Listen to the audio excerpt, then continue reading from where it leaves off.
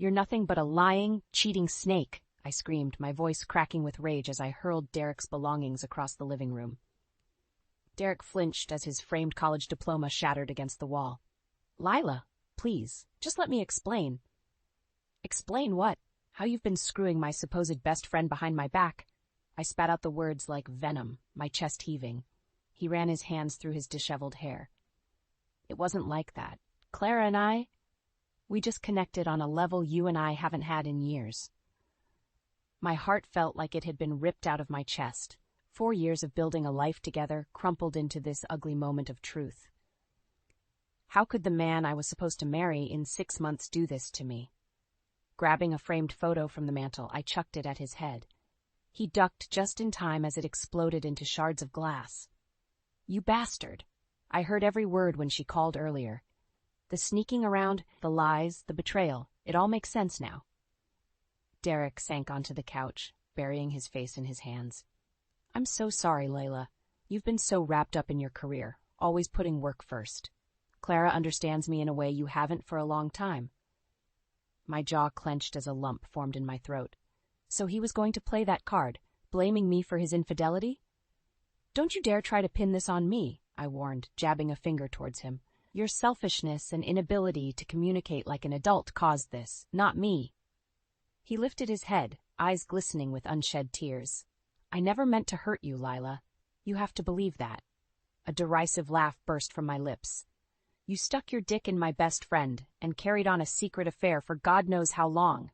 How else did you expect me to feel? I grabbed my purse and keys, suddenly unable to be in his presence a second longer. Yanking off my engagement ring, I flung it squarely at his face. He yelped in pain as it struck his cheek, leaving a thin trickle of blood. We're done, Derek. Don't ever contact me again. Without waiting for his response, I stormed out, slamming the door behind me with such force that a ceramic vase toppled off the wall and smashed on the hardwood floors. Out in the hallway, I leaned against the wall, hugging myself tightly as anguished sobs racked my body. How could they have done this to me? The two people I trusted most in this world engaged in a twisted game of deceit and passion right under my nose. As the tears streamed down my cheeks, a cold clarity washed over me. If it was vengeance Clara and Derek wanted, I would make sure they paid dearly for their betrayal. An eye for an eye. I pulled out my phone, my fingers trembling as I typed out a search. How to catch a cheating partner.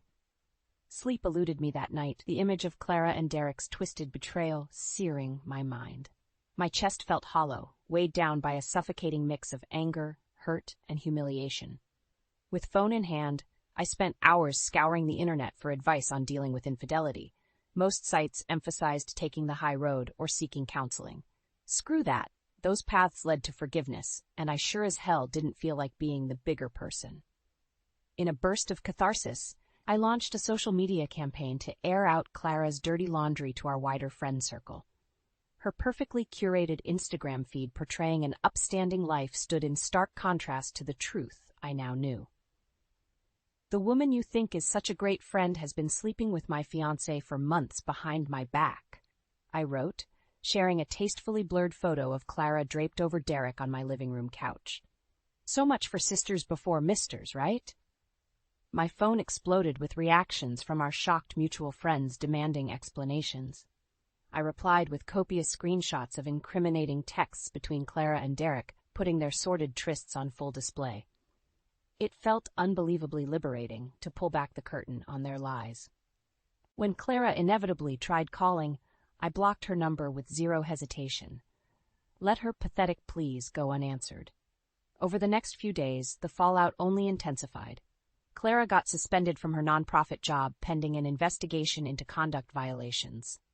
I smiled with immense satisfaction, her carefully manufactured image of a model citizen shattered into a million pieces. A week after that nightmare evening, Derek showed up unannounced at my apartment, his expression haggard. You've gone too far with this, Lila, he said, barely containing his anger. Clara's world is imploding because of your little revenge stunt. I met his glare with steely defiance. Play stupid games, win stupid prizes. Maybe you both should have thought about the consequences before betraying me. You're acting completely unhinged. He grabbed my shoulders forcefully. We made a mistake, but this insane quest for payback needs to stop. Unflinching, I spat directly in his face, causing him to violently release me and recoil in shock. You're lucky all I've done is expose your lies online, you disloyal prick. I'm just getting started. I wiped my mouth defiantly. If you thought the taste of my betrayal was bad, just wait until you get a taste of my revenge. With that parting shot, I slammed the door in his stunned face, not allowing him another word. My mind raced with possibilities for dragging Clara and Derek's lives through the mud even further. I'd been cheated, lied to, and made a fool of by those closest to me. But I wasn't the meek, wounded party anymore. I was the instigator, the avenger, the awakened force they should have never crossed. My vendetta against Clara and Derek quickly became all-consuming. Each waking moment was dedicated to finding new ways to make their lives miserable, a twisted game that I began to relish with perverse delight. At work, I stumbled across an unexpected ally of sorts. Evan Rhodes, a new marketing hire fresh out of college, innocently asked about my super-intense resting face one afternoon as we worked side by side on a client pitch. Not really any of your business, I snapped, harsher than intended. To his credit, Evan didn't flinch. Hey, we're all human. Whatever's eating at you, it might help to talk it out, he said with an easygoing shrug. Bottling stuff up never does anyone any good. I eyed him warily, searching for any patronizing undertones. But Evan just smiled, that warm, disarming smile of his. In a moment of uncharacteristic openness, I found myself unloading the sordid tale of Clara and Derek's deception. As betrayed tears streamed down my cheeks, Evan reached over and gave my forearm a supportive squeeze. What they did is unforgivable, he said, mouth set in a hard line. You've got every right to be royally pissed. At his words, a dam burst open inside me. Convulsive sobs racked my body as the raw, debilitating pain of the last few weeks came pouring out. Evan just sat there, holding that compassionate space for me to emote. When the tide of sadness finally ebbed, I sniffed hard and wiped my mascara-stained cheeks. Crying about it won't fix anything, though. Those two snakes need to pay. To my surprise, Evan simply nodded in solemn agreement. Don't let people walk all over you, Lila. They betrayed your trust in both the most unforgivable way. You'd be a doormat not to fight back. His validation ignited a fresh wave of vengeful determination. Here was a virtual stranger giving me the green light for retaliation, no lectures about forgiveness or moving on. Over the following days, Evan and I began spending more time together over coffee breaks and late nights at the office. He seemed endlessly fascinated by my scheming, offering creative ideas for getting under Clara and Derek's skin. You should start a burner account and slide into Derek's DMs as some hot model, he suggested one evening as we split a greasy pizza. String him along for a few weeks, then send his boss screenshots of the thirsty messages. My face broke into a devilish grin. You're an evil genius, Evan Rhodes. Let's see how Derek likes being the cheated on one for once. He grinned back at me. Just doing my part to serve up some long overdue karma. With Evan now my co-conspirator, tormenting Clara and Derek quickly escalated from mere social media posturing to much more devious antics. Obscene photos of Derek were mailed to his elderly parents. We created a fake Tinder profile in Clara's name to bait naive men into embarrassing encounters. With each new con, each rattled response from my victims, I felt more vindicated, more powerful. Finally, they were the ones being stripped of dignity and forced to grovel. And Evan was there through it all, that familiar gleam of excitement in his eyes as we traded stories of the latest fiery blowback from Clara and Derek.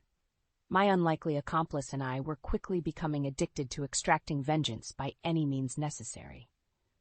With Evan by my side fueling my vindictive fire, my campaign against Clara and Derek kicked into high gear. No longer content with social media humiliation, I knew I needed to up the ante. Leaning on my marketing expertise, I launched a silent assault on Clara's professional life. Crafting an anonymous burner email account, I fired off a message to her nonprofit employer's board, detailing salacious rumors of her unethical conduct. It's come to my attention that Clara Wilson has been engaging in an extramarital affair with a subordinate coworker, I typed with a satisfied smirk. As a supposed moral authority figure at your organization, these indiscretions should be investigated immediately. Within 48 hours, I received a reply stating that the matter would be looked into thoroughly by the HR department. Phase 1, complete.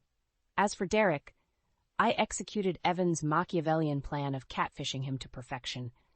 Using acting headshots pilfered from the internet, I created the persona of Sabrina, a smoke show model who had just moved to the city.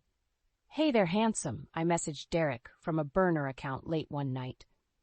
"A friend showed me your picture, and I simply had to introduce myself." Like hungry sharks to blood in the water, Derek immediately took the bait, firing back a barrage of pathetic, flirtatious texts. I made sure to keep my responses just flirty enough to string him along. "Oh wow, you're gorgeous," he wrote at one point with a suggestive wink emoji. "We should grab drinks sometime and get to know each other better." I cringed in disgust at his transparent desperation. Men were such weak, simple creatures. Several weeks into our cat-and-mouse game, after ensuring I had more than enough incriminating evidence, I finally made my power move. "You know what, Derek? As hot as you are, I just can't keep hiding this from my conscience any longer." I followed that opening line by forwarding him the entire sordid conversation thread we'd been having, punctuated with enlarged photos of my alter ego, revealing her to clearly be an old headshot model, not a real person. "You're disgusting," I brazenly added from my real account before blocking his number. "Enjoy having your cherished integrity questioned even further." But I wasn't done. With a few deft keystrokes, I blasted the receipts of Derek's infidelity to his company's ownership team and external client base, ensuring maximum damage. Over celebratory beers that night, Evan could barely contain his admiration. "You're one cold, brilliant strategist, you know that?" There was a gleam of something deeper in his eyes that made me shiver. Was it desire? Respect? Fear? I leaned back in the booth, savoring a long sip of my icy drink as I reveled in my sweet retribution. "That was just a taste," I replied coolly. "The real payback is still to come." For the first time since being blindsided by my former lover's betrayal, I felt utterly invigorated, brimming with vindictive purpose. My control over Clara and Derek's rapidly deteriorating lives ignited a perverse sense of power.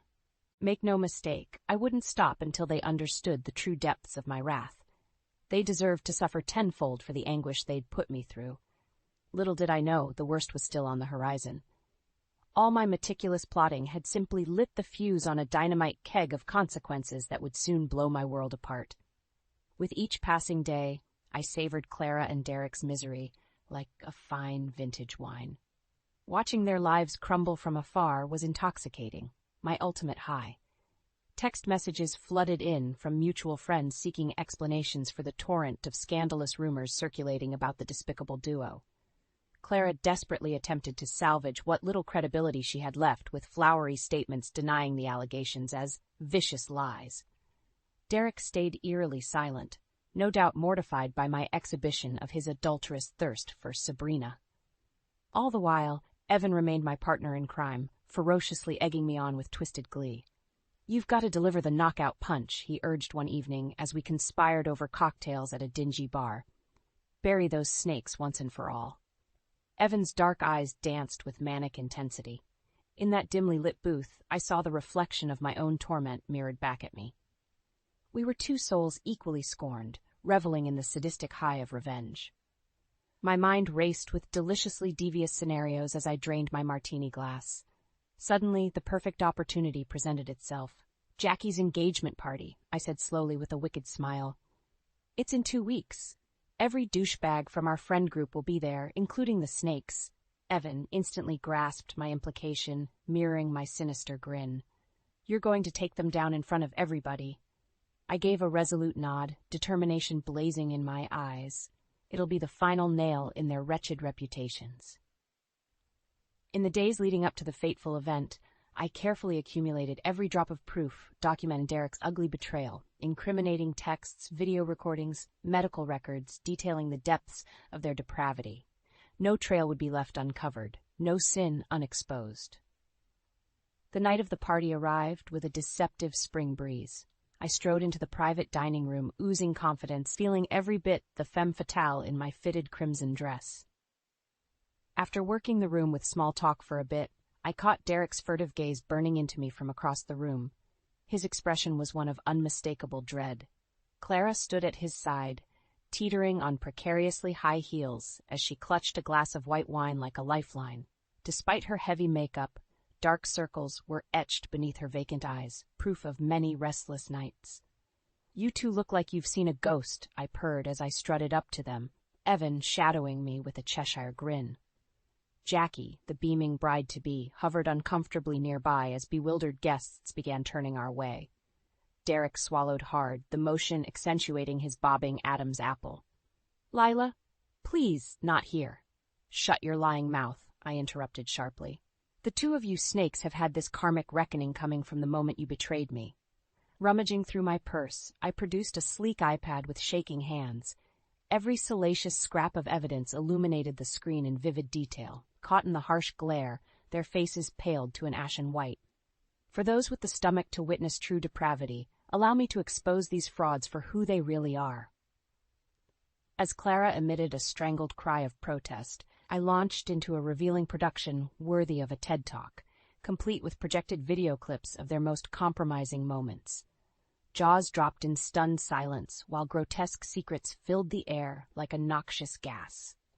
By the time my exhibition had concluded, half the room looked physically ill, while others struggled not to laugh outright at the shattered reputations before them. Derek and Clara stood frozen in mortified shock, eyes glistening with tears of shame. I smirked in sick satisfaction at this, their careers and public standing eviscerated before everybody. "That's what you both get for messing with a woman scorned," I growled. "The only snakes left now are the two of you pieces of filth."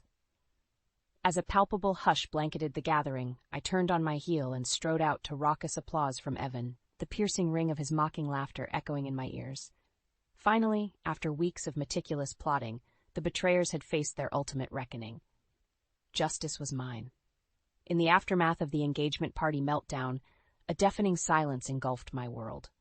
Riding that glorious high of retribution, I expected to bask in the glory of Clara and Derek's undoing. Instead, an eerie void consumed me. Days ticked by in vacant solitude as the shockwaves rippled outward. Our entire circle of friends had fractured like fine china hitting a tile floor.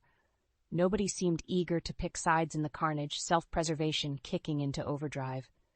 Clara went into full bunker mentality, bombarding me with countless voicemails pleading for understanding before I blocked her on everything. The desperation in her warbling voice was sickening. She was nothing more than a deceitful narcissist, trying to slither her way back into victim status. Several nights after the party, an unexpected visitor arrived at my doorstep, Derek. His eyes were red and puffy, suit disheveled like he'd slept in it. Clearing my throat, I gestured for him to enter, with as much dispassion as I could muster. "I deserved that public shaming," he croaked without preamble, voice cracking with emotion. "You're right, Clara and we're horrible people who betrayed your trust in the worst possible way." For a fleeting moment, I almost felt a pang of pity watching him crumble. But the memory of that fateful night, discovering their indiscretion, instantly hardened me. "You're damn right you deserved it," I shot back coldly. "What did you expect to happen after cuckolding me so callously? You brought this karmic hell onto yourself." Derek dragged a shaky hand down his stubbled face, the image of a broken man. "I don't expect forgiveness. Not after what I've put you through. I had to see you and understand why it all went so wrong between us." I bristled at his audacity, twisting the narrative, scornful laughter bubbling up. "Nothing went wrong, except your glaring lack of morals and decency. You think sleeping with my best friend was some cry for help in our relationship? Unbelievable." I know, he mumbled, shoulders slumping in defeat. "I took the coward's way out. Clara I don't know. She showed me attention I falsely convinced myself I was missing from you." With that, something inside me finally snapped. "You can drop the self-loathing pity act now," I snarled, taking purposeful steps toward him. "We both know the real truth. You let your little man parts do the thinking instead of your brain." Derek recoiled as I jabbed a finger into his chest, jaw clenched tightly. "You're pathetic, just another selfish horndog who didn't have the maturity to embrace commitment. I wasted 4 years of my life on your lying, cheating soul." Locking eyes, we stood frozen in that charged moment as the last walls came crumbling down. For Derek, it was the finality of my scathing condemnation. For me, a long-overdue purging of repressed trauma. In his eyes, I glimpsed the shattering of his ego, the desperate need for any scrap of forgiveness or solace. But I was fresh out of mercy to give. "Get out," I uttered with quiet menace, backing away with revulsion etched on my face. "And this time, stay out of my life for good." Derek opened his mouth to protest, but clearly thought better of it. With one last mournful glance my way, he turned and trudged out, leaving me alone with the echoes of our ruined future. I sank onto the couch, finally allowing the dam of emotion to break. Tears streamed down my cheeks as I shook with convulsive sobs, mourning the loss of the life I'd been so cruelly robbed of. But with that shattering catharsis came another powerful realization. My ultimate revenge against Derek and Clara still wasn't complete. Not until their professional lives were vaporized beyond repair. With renewed purpose, I grabbed my laptop and began meticulously documenting every sordid detail of their sickening dalliance. Their transgressions would be immortalized for the world to discover, a permanent stain on their reputations that could never be expunged. Their misery had only just begun. In the weeks following Derek's desperate visit, the shockwaves of my vengeful rampage began settling like a thick cloud of fallout across the city. Boundaries were irrevocably obliterated, loyalties shattered beyond repair. Clara weathered the initial storm, somehow managing to cling to her nonprofit job despite a tidal wave of damning evidence exposing her tawdry indiscretions. Her stint on administrative leave was merely a slap on the wrist, an injustice that made my blood boil. Meanwhile, Derek languished in professional purgatory after his abrupt ousting. Turns out sleeping with your engaged marketing manager's best friend tends to raise some ethical red flags with employers. You'd think screwing over their most valuable team member would merit harsher consequences, Evan mused with disgust one evening over a shared bottle of Cabernet. We'd grown inseparable since that explosive engagement party, united in our scornful distaste for Clara and Derek's continued existence. Our after-work meetups had evolved into airing intricate fantasies of rubbing their moral turpitude in everyone's faces until they had nowhere left to hide. "That's why I've already got the next phase mapped out," I replied with a conspiratorial grin. Retrieving my laptop, I unloaded a barrage of incriminating text exchanges and video confessionals I'd curated from our illicit affair, an unimpeachable digital record of their mutual betrayal in excruciating detail. Evan's eyes widened with macabre delight, studying the grotesque documentation with rapturous approval. "You twisted genius. No jury in the world could acquit them after being presented this." Leaning in, our faces mere inches apart, he growled in a low rasp, "Let's burn it all down and salt the goddamn earth." Against my better judgment, I felt a primal fluttering in my lower abdomen, hearing that deliciously dark promise rumbling from his lips. A spark had been lit inside me, fusing vengeance with an insatiable new hunger I dared not name. Rather than recoiling like any sane person, I held Evan's smoldering gaze with shameless boldness. "I'm going scorched earth on those treacherous scumsuckers. Nobody's soul will be left intact." Our mouths moved in frantic unison, hungrily colliding as all boundaries dissolved into unleashed desire. I tugged Evan on top of me, our impassioned grinding intensifying with each fevered exchange. In that heated blur of entwined bodies and questing hands, I finally allowed myself to surrender, boldly embracing the exhilarating power of revenge. Sprawled beneath Evan afterward, I traced the contours of his chiseled jawline with delicate fingers as he nuzzled into my neck. "We should celebrate once their atrocities are on full display for the world," he purred against my slicked skin. "Maybe over champagne at the Met Opera? I'll wear my tuxedo just for you." Smiling wickedly, I tightened my grip on Evan's muscular frame as visions of high society ruin danced in my head. Sounds like the perfect stage for their undoing. We'll be the Bonnie and Clyde of karmic retribution, drinking in their tears of devastation. And just like that, my path was clear. Clara and Derek deserved no peace, no redemption for their vile transgressions. Like baying hounds on the scent, Evan and I would pursue them to the ends of the earth if needed, tearing away every last vestige of their humanity until only scorched earth remained. Soon they would understand the true depths of what I'd endured. Soon, vengeance would be ours for the taking. With Evan now my partner in vindictive zeal, Clara and Derek's destruction became an all-consuming obsession. We stabbed and slashed at their shattered reputations with relentless fervor, dismantling every shred of dignity until they were but hollow shells of who they once were. First, the digital arsenal of proof detailing their sordid affair went viral after some surgical social media seeding. Explicit text exchanges, hotel receipts confirming their depraved liaisons, even pictures. Nothing was left to the imagination. Within days, the seismic fallout detonated across their professional circles like a thermonuclear warhead. Emails and formal letters of reprimand flooded in from clients, industry peers, and anyone else with a shred of ethical principle. Workplaces were forced to sever ties, else risk being branded as co-conspirators, shielding such grotesque moral turpitude. They're finally being held accountable. Evan grinned wickedly as a steady stream of news alerts pinged our phones. I mirrored his sadistic smile, taking a long sip of celebratory champagne. The depths of their depravity are on full display for all to bear witness. Even in their most desperate moments of regret, Clara and Derek found no mercy from me. Not after shattering all trust so catastrophically. My own self-preservation demanded they be obliterated beyond repair, buried under an avalanche of their own making. As the weeks dragged on in bitter silence, the consequences of their actions continued mounting. Clara's resignation from the nonprofit sector amid vociferous protests of her unbecoming conduct. Derek's former marketing agency preemptively terminating his contract with no possibility of rehire. Their reputations, professionally and personally, became radioactive in the eyes of everyone who mattered. Nobody wished to be caught carrying water for such debased societal pariahs. The righteous anger of a woman scorned proved unstoppable. Only when they had been leveled to the same humiliating lows I had endured would I finally allow myself to feel some semblance of closure from this harrowing odyssey. That long overdue moment of catharsis arrived the night Evan and I attended the gala season opening at the Metropolitan Opera.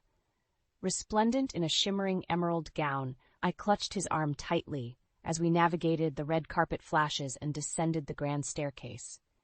At one point, I caught sight of Clara standing off to the side with some former circle acquaintances, now looking as hollow and ashen as the marble statues looming above her. Our eyes locked for the briefest moment, hers awash in pleading regret.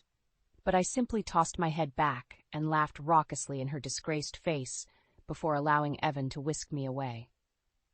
Over a sumptuous dinner of caviar and champagne in the opera house's private balcony seating, I surveyed the opulent surroundings with profound contentment. Evan beamed at me from across the table, his eyes gleaming with adoration. "You did it, Lila," he murmured reverently.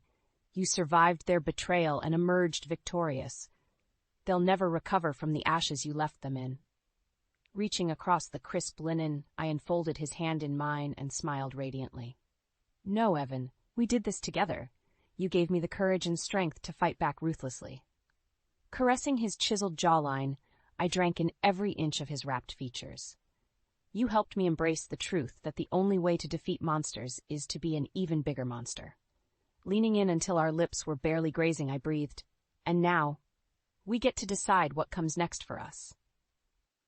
As thunderous applause echoed through the opera hall, signaling the grand performance's start, Evan pulled me into a fiery, all-consuming kiss.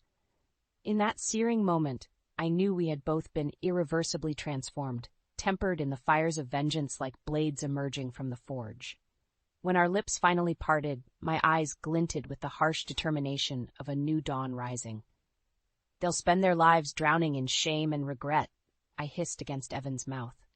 "But for us, this is just the beginning."